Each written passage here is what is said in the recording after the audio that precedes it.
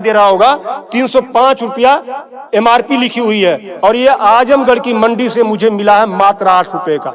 कितना percent commission आप खा रहे हो? ये ऐसा क्यों है? इस पे भी चर्चा होती है। ये देखिए आईबी सेट है जिसके माध्यम से ग्लूकोज ब्लड वगैरह चढ़ता है शरीर में, इसे कहते हैं आईबी सेट। इस पे जो एमआरपी लिखी हुई है वो 198 और यहाँ आप देख सकते हैं 198 रुपए की ये आईबी सेट मुझे पड़ी है मात्र 12 रुपए की।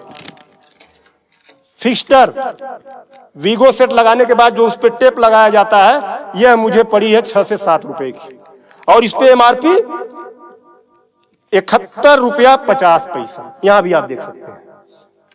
मैं इसलिए आपके बीच आया हूं। इसी प्रकार से बहुत सारे हजारों 2-3 हजार दवाएं ऐसी हैं जो 100 रुपए की दवा है 3000 की बिकती है। बाइकिल धागा जब आपका ऑपरेशन होता है जिससे आपका सिला जाता है वह 150 रुपए का आता है, उसकी एमआरपी 1045 रुपया आप यहां देख सकते हैं। उसी प्रकार से लंग एक्सरसाइजर 150 रुपए का आता है जिसका प्रिंट रेट है 690 रुपया। बुखार में जो पैरासीटामॉल की जो बोतल आती छोटी सी वह 50 रुपए की आती है और उसकी एमआरपी यहां आप देखें एमआरपी 522 रुपया है। कमर की बेल्ट जो 100 रुपए की आती है उसे 500, 600, 700 रुपया प्रिंट। और तो और जब किसी की हड्डी टूटती है तो जो राड पड़ता है, राड अधिकतम रेट राड का 500 से लेके 1500 रुपया तक, अलग अलग वैरायटी है 500 से 15 तक, लेकिन आपको 5000 से 20,000 रुपया 25,000 रुपया चार्ज किया जाता है। आपके दिमाग में आ रहा होगा कि अरे भाई डॉक्टर लगा रहे हैं तो उसको देखिए, डॉक्टर जब आप अस्पताल में भर्ती होते हैं तो बेड चार्ज अलग, नर्सिंग चार्ज अलग, जांच की फीसें अलग, वो सब चीजें करने के बाद 1500 रुपए की चीज खरीद कर आप 20-20 हजार का बेच रहे हो। तब मैं आपके बीच कहने आया हूं कि साथियों उसी प्रकार से बहुत सारी दवाई हैं। 100 रुपए की दवा, एक दवा मैं देखा ला नहीं पाया उसको, 100 रुपए की दवा उसकी एमआरपी 2000 रुपया लिखी हुई थी। हजारों दवाइयां हैं आपके साथ, आपको लूटने का काम कर रहा है। मुद्दा ये नहीं है, मुद्दा ये नहीं है कि इस पे 305 का प्रिंट छपा हुआ है। मुद्दा ये है कि इसे छपने किसने दिया?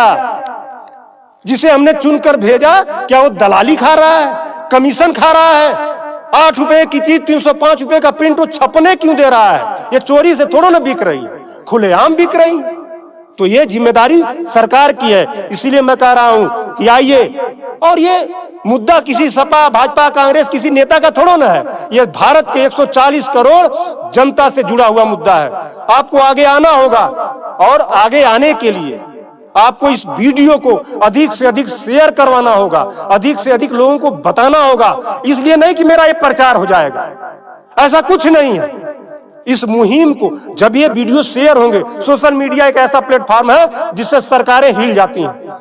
आज मैं इस चीज को लेकर आया हूं, यह जनता से जुड़ा हुआ मुद्दा है। जब आप मेरी इस बात को, जनता की इस आवाज को अपने इलेक्ट्रॉनिक गैजेट्स के माध्यम से आगे बढ़ाने का काम करेंगे, निश्चित रूप से सरकारें डरेंगी। और मैं तो कहता हूं सरकारों को जनता से डरना चाहिए, जनता को सरकारों से नहीं डरना चाहिए।